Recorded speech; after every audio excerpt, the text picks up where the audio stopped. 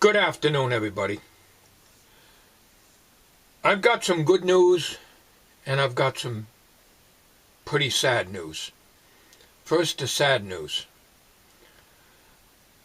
Our cat Sammy has not been eating for the last 3 or 4 days. Very, very little, if not anything at all, even.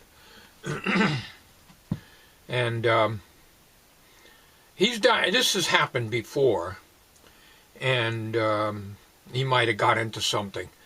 For the last month or so, he's been staying in the house and only going out during the day or early in the morning and staying very close to the house.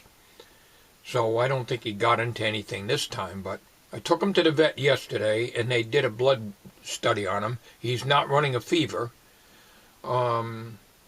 but he's very anemic, and that's very upsetting news. He's only 6 years old, and they sent the blood work out to a lab, which is going to run some tests on it to see if it's a parasite. There could be a parasite that's causing that, destroying his red blood cells, or it could be something else. And with the way things have gone before with our other cats, Snoopy, the black one we had, I'm always figuring the dark side of things anyways, but no, I don't know. But he's at the vet now, and he's going to be there until Friday afternoon. They're closed the weekend, so we have to medicate him when we bring him home. And they're giving him 2 kinds of pills right now. One's a steroid, I think, and the other's an antibiotic. Even though he's not running a fever, they're doing the antibiotic. He was due for this temper shot, but they're not going to do that now because they want to find out what is wrong with him. So that's the sad news. So he's a very lovable cat. He never bites, you know. And being that he's over there now, he probably wouldn't even, he'll come and hide, and it won't even be able to medicate him because he'll go into hiding when we do bring him home. So you'll have to worry about that when the time comes. So that's the sad news. A couple of weeks ago, we had an opportunity to buy, just a minute, I gotta clear my throat. I don't know what it is. Constantly spitting up, constantly. Half the time I can't even talk. I'm gravelly voiced all the time. So aggravating. Anyways, a couple of weeks ago, one of the fellows that I sit with in McDonald's every morning, except for Sunday, elderly gentleman, not much older than me, so I might say I'm elderly too, had a 2003 Dodge Caravan. Now, we were looking for a vehicle because everything's running good, but this one we couldn't pass up. The deal was super good. So it has 123,000 some odd miles on it, and the gentleman that I got it from always took very good care of it and garaged it. Unfortunately, here where we live, there is no way to garage a vehicle, so, And I'm going to show it to you. And we got it because my wife needs the air conditioning, because in our 94 Econoline, that takes R12, and that'll cost $1,500 at least to retrofit it, at least. And that's way beyond what we can not only afford, but what it's worth. The old van runs great. It just still needs some body work, and with everything going on and with the extremely hot summer that we had, hopefully we'll have a mild winter because of the extreme hot summer. But anyways, that's another subject for another video, and I don't feel like getting into weather discussions. But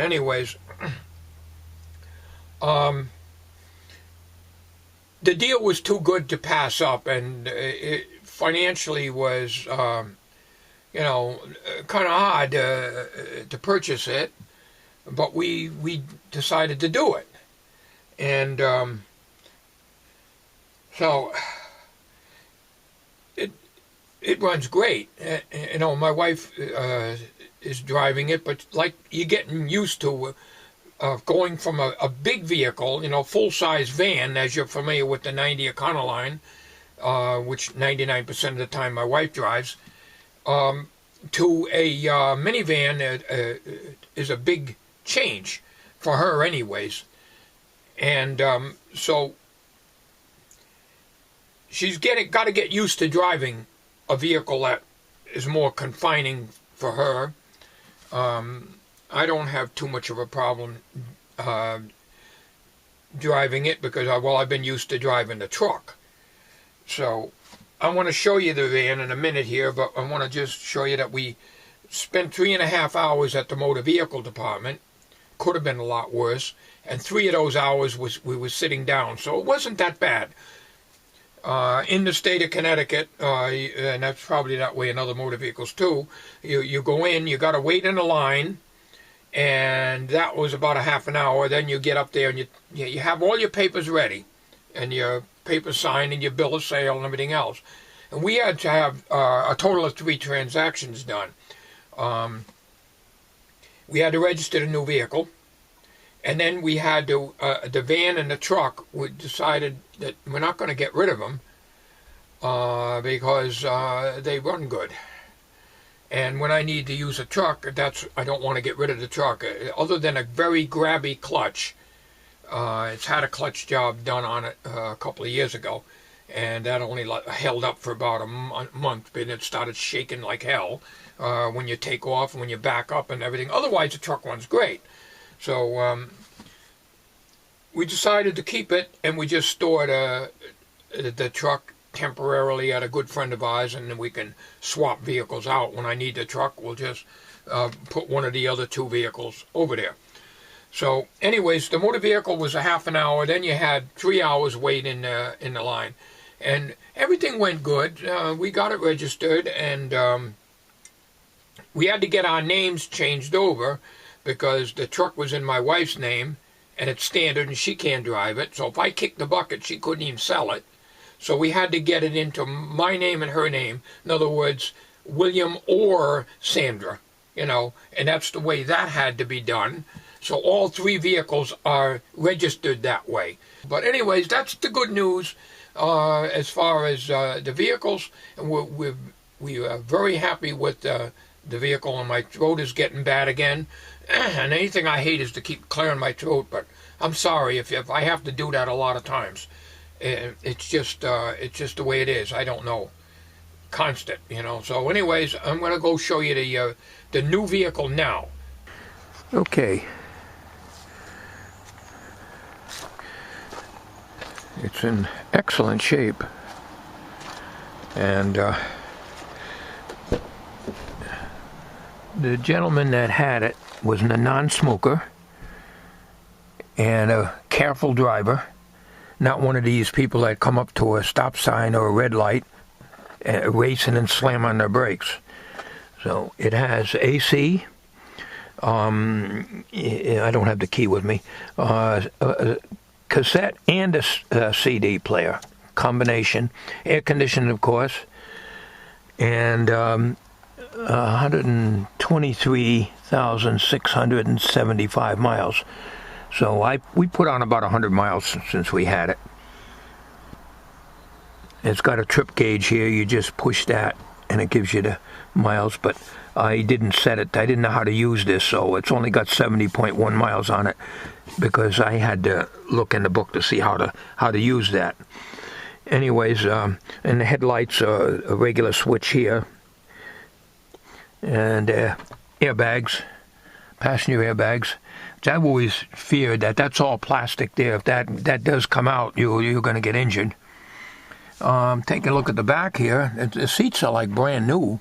Everything in here is a beautiful shape. And I'll show you the back here if I can get it open.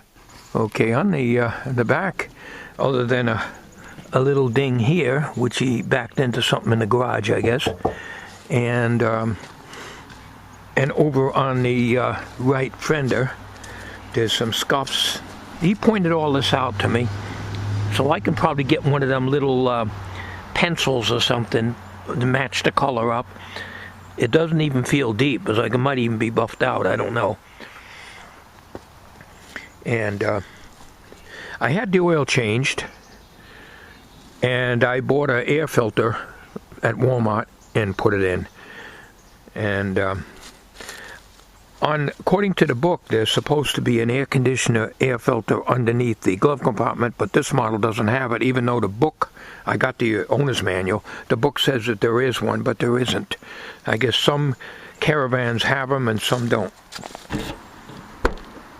Let's see if I can open it. I'm not sure. Oh, there it is. Okay. First time I ever used a key on it.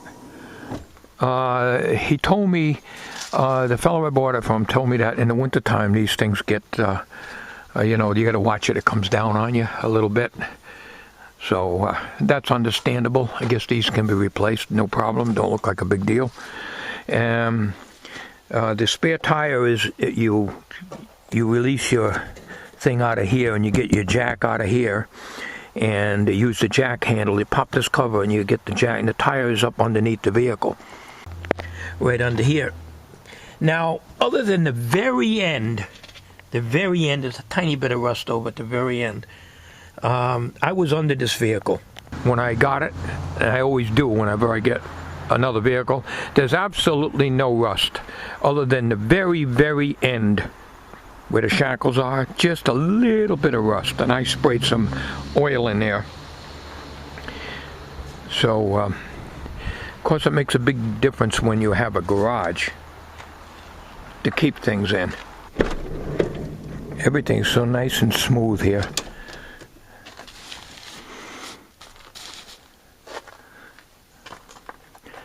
This is he gave me this. He bought this at a local store just to put things in. Oh.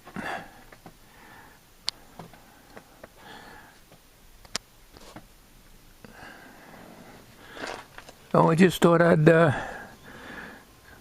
show off our new minivan here.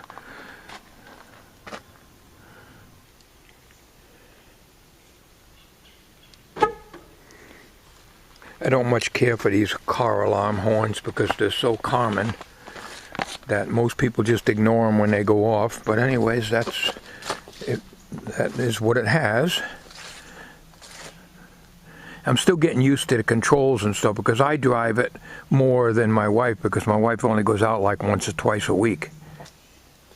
So that's the news for today, and we're just waiting to see what happens with our cat Sammy. They become part of the family after a while, and you get attached to them. And well, thanks for watching.